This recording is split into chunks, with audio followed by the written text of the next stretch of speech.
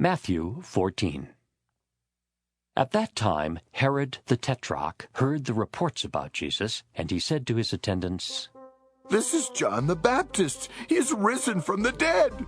That is why miraculous powers are at work in him." Now Herod had arrested John and bound him and put him in prison because of Herodias, his brother Philip's wife. For John had been saying to him, "It is not lawful for you to have her." Herod wanted to kill John, but he was afraid of the people because they considered him a prophet. On Herod's birthday, the daughter of Herodias danced for them and pleased Herod so much that he promised with an oath to give her whatever she asked.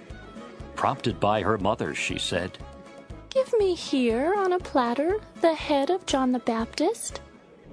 The king was distressed, but because of his oaths and his dinner guests, he ordered that her request be granted and had John beheaded in the prison. His head was brought in on a platter and given to the girl, who carried it to her mother. John's disciples came and took his body and buried it. Then they went and told Jesus.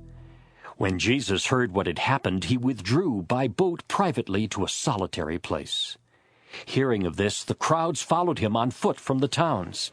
When Jesus landed and saw a large crowd, he had compassion on them and healed their sick. As evening approached, the disciples came to him and said, "This is a remote place, and it's already getting late. Send the crowds away so they can go to the villages and buy themselves some food." Jesus replied, "They do not need to go away. You give them something to eat." "We have here only 5 loaves of bread and 2 fish. They answered. "Bring them here to me." He said, and he directed the people to sit down on the grass.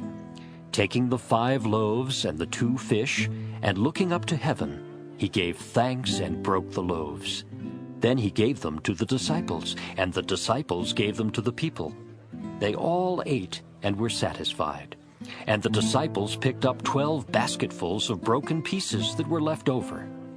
The number of those who ate was about 5,000 men, besides women and children.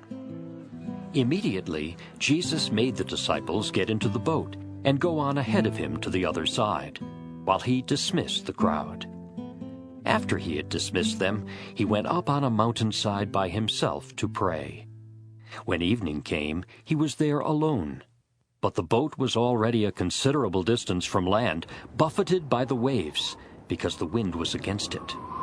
During the 4th watch of the night, Jesus went out to them, walking on the lake.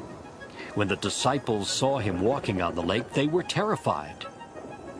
"It's a ghost," they said, and cried out in fear. But Jesus immediately said to them, "Take courage! It is I! Don't be afraid!" "Lord, if it's you," Peter replied, "tell me to come to you on the water." "Come," he said. Then Peter got down out of the boat, walked on the water, and came toward Jesus.